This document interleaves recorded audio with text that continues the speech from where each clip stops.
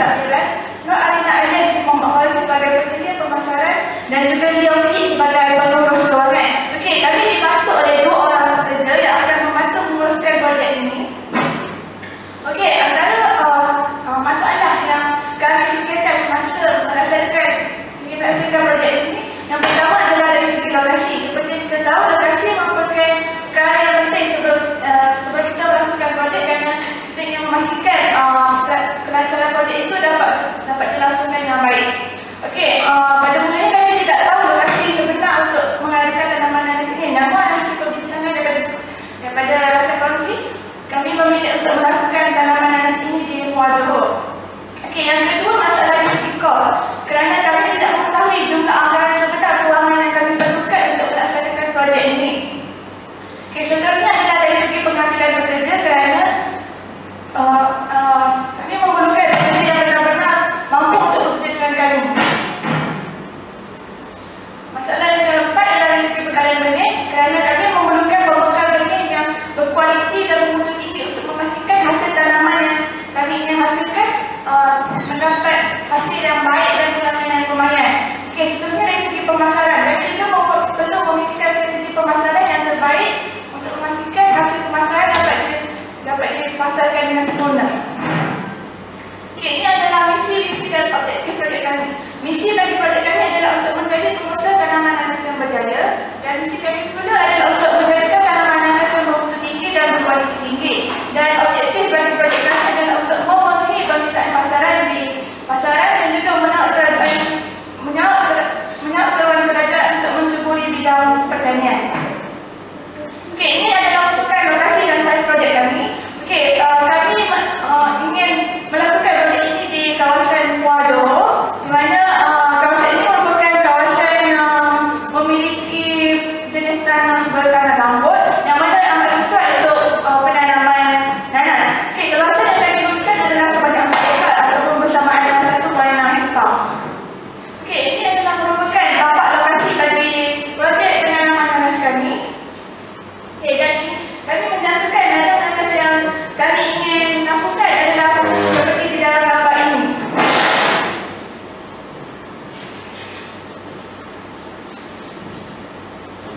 Seterusnya adalah kajian pasaran. Kami mendapatkan maklumat daripada pegawai di Lembaga Perindustrian Nanas Malaysia iaitu di Bentang, daripada Encik Samsuri bin Ibrahim, di mana beliau banyak menerangkan kepada kami tentang pasaran nanas di luar dan dalam negara. Dan seterusnya kami suka membuat kajian tentang pasaran dan hasil yang akan dipasarkan ke pasar awam, restoran, pasar raya, pengusaha-pengusaha yang berasaskan nanas dan juga pemborong. Bagi pasaran luar, kami bekerjasama dengan Fama, yang mana Fama telah banyak mengeksport nanas segar ke negara-negara jiran seperti Singapura. Dan ini kerana Malaysia merupakan antara negara yang terbesar dalam mengekspor nanas. Seterusnya, sasaran projek, sasaran pemasaran, di mana kami meletakkan 6 sasaran pemasaran, iaitu di pasar-pasar awam dan pasar raya, penduduk kampung di sekitar kawasan penanaman di sekitar Muar, restoran, kilang, pengusaha-pengusaha industri yang berasaskan nanas dan juga pemborong. Seterusnya adalah strategi pemasaran, iaitu kami menggunakan strategi di mana strategi 4P, iaitu promotion, price, place and product. Dalam promosi ini kami banyak mempromosi hasil pengeluaran nanas kami, yang mana dia banyak dipromosi kepada orang awam, dan harga kami letakkan ialah setanding dengan kualiti pengeluaran kami, dan harga kami letak adalah harga mampu milik. Dan produk kami memperbagaikan hasil pengeluaran kami dengan memperbagaikan lagi keluaran daripada nanas. Dan tempat kami memilih tempat yang di mana menjadi tumpuan kepada pengunjung. projek dan jangka hayat projek, di mana jenis projek kami adalah berbentuk syarikat dan didaftarkan atas nama Romantika Pineapple Sdn Bhd, dan manakala jangka hayat projek kami adalah bersifat sementara dan kami mengambil masa selama 10 tahun, dan ini kerana jangka masa yang panjang akan menyebabkan tanah kehilangan nutrien dan tidak subur untuk penanaman seterusnya, dan ini akan menyebabkan pertumbuhan terbantuk dan hasil keluaran kami adalah rendah. Seterusnya adalah spesifikasi perancangan tanaman nanas mollis. Ini adalah peruntuk pokok nanas.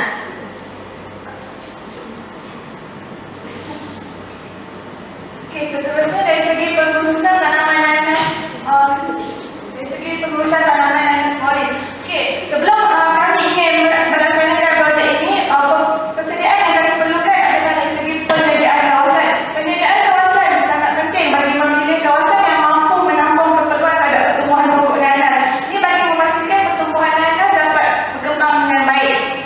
Okey, semasa penyediaan kawasan ini, apa yang perlu kami lakukan adalah dengan menyediakan jalan, parit dan juga teres. Jalan ini diperlukan bagi memastikan kelancaran keluar masuk hasil tanaman dapat dilakukan, dan parit pula dibina untuk memudahkan proses membaca dan meracik oleh pekerja kami untuk mendapatkan bekalan sumber air, dan juga teres dibina untuk menghalang habisan tanah daripada berlaku.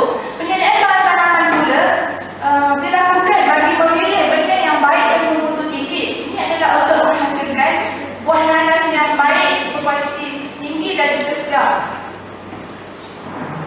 Okey, seterusnya adalah dari segi penanaman buah nanas itu sendiri.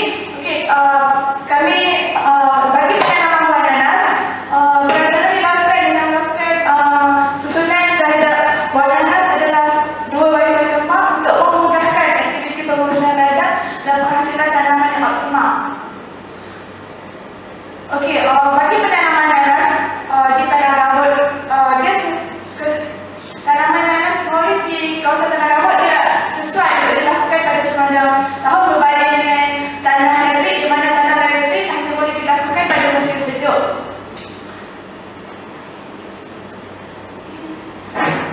Okey, seterusnya dari segi pengawalan rumpai. Pengawalan rumpai juga dikenali sebagai rumpai tersebut dikenali juga sebagai rumput, yang mana rumput ini dia mudah tumbuh di kawasan yang bertanah gambut. Okey, bagi pengawal rumpai ini dapat terus membiarkan membesar di kawasan penanaman nanas. Kaedah kawalan yang kami lakukan adalah secara culture atau manual, iaitu secara memotong ataupun mencabut rumput, dan juga dari segi kawalan kimia. Okey, sebenarnya dari segi pembajaan buah nanas. Pembajaan buah nanas adalah penting bagi membantu perkembangan buah nanas terus berkembang dan juga membesar dengan baik. Okey, terdapat 2 formulasi pembajaan yang digunakan, iaitu baja tabur dan juga baja sumber. Baja tabur diperlukan ketika umur nanas umur 3 bulan, 6 bulan dan juga 9 bulan. Manakala baja semula gula diperlukan sebagai makanan tambahan dan juga untuk meningkatkan ketahanan pokok daripada serangan penyakit.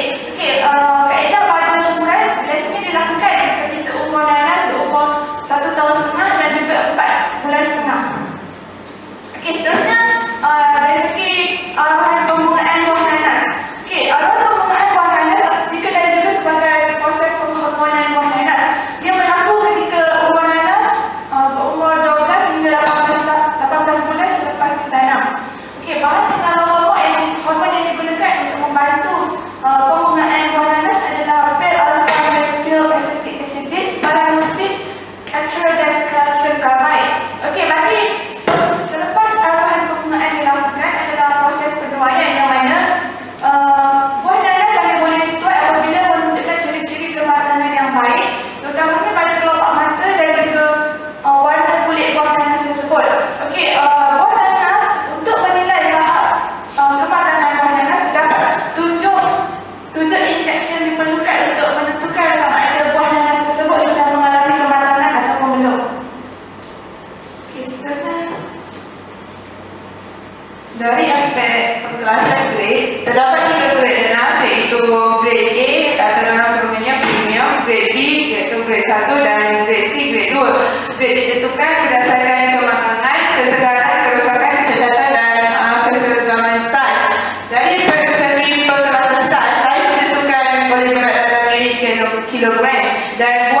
Morris biasanya bersaiz besar dan melebihi 1.5 kilo, saiz sederhana 1 hingga 1.5 kilo dan saiz kecil kurang daripada 1 kilo. Dari aspek pengawalan rosak dan penyakit, bagi memastikan tanaman nanas dalam kualiti yang baik dan bermutu tinggi, serta terdapat beberapa jenis penyakit yang boleh menjangkiti tanaman nanas, antaranya penyakit koyak, penyakit teritik, hama merah, dan kawalan dilakukan dengan penggunaan racun serangga dan juga racun kedai. Dari aspek keperluan kerja projek tanaman nanas Morris, terdapat 5 keperluan utama bagi projek ini. Keperluan pertama adalah sumber modal dan dana, keperluan kedua sumber tanah, suhu dan iklim, keperluan ketiga persekitaran dan infrastruktur, keempat keperluan peralatan dan pengangkutan, dan kelima adalah keperluan tenaga kerja. Dari segi jadual projek terdapat ini adalah jadual aktiviti yang kami telah rancang supaya setiap aktiviti yang dilakukan dapat disediakan dalam satu jangka masa yang telah ditetapkan. Ini adalah rancang perantaian tanaman nanas dan kita dapat lihat WTA dan WTA mempunyai nilai yang sama, iaitu 1, 5, 4, 1, 3, 4, 5, 6, 7 dan sehingga 13.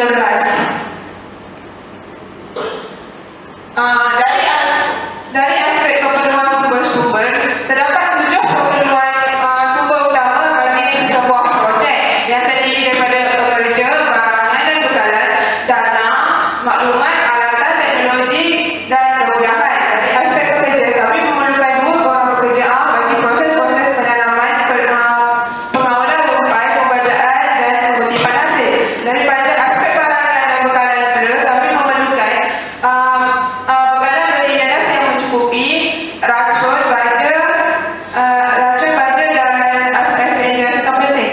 Dan dari aspek dana pula, kami memerlukan dana yang secukupnya untuk membeli peralatan dan bekalan beli nanas. Dari aspek maklumat, kami mendapatkan maklumat daripada 2 agensi yang utama yang penting dalam industri penanaman nanas, iaitu Lembaga Perindustrian Nanas Malaysia yang terletak di Bertam dan yang kedua adalah Jabatan Pertanian Malaysia.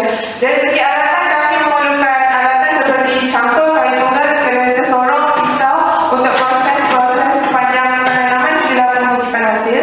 Dan seterusnya aspek teknologi, dan dari aspek kemudahan kami memerlukan lori untuk mengangkut tanaman nanas dan diedarkan kepada pemborong dan pembukaan nanas.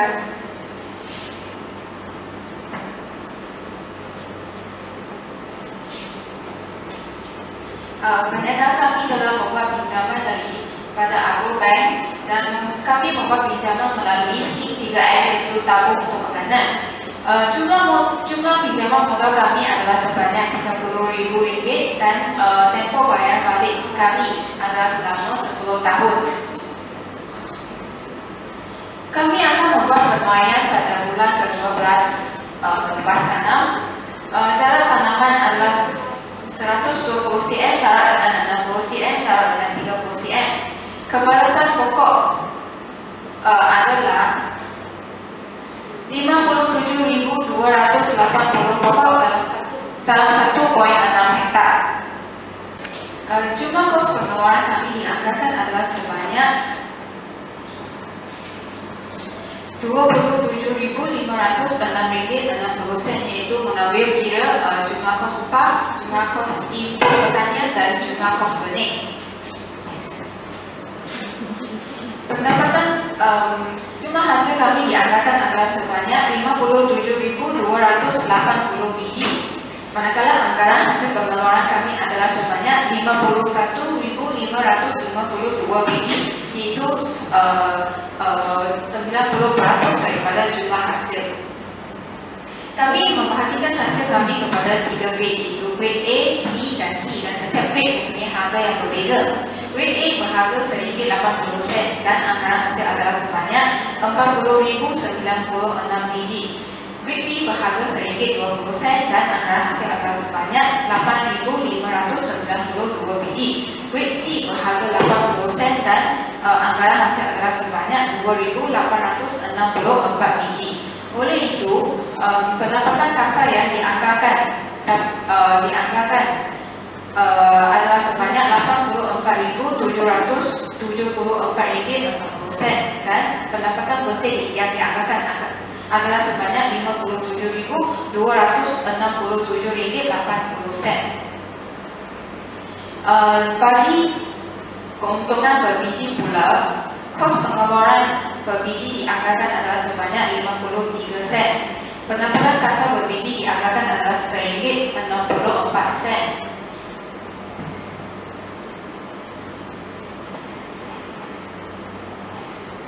Pendapatan bersih dianggarkan adalah sebanyak RM1.11.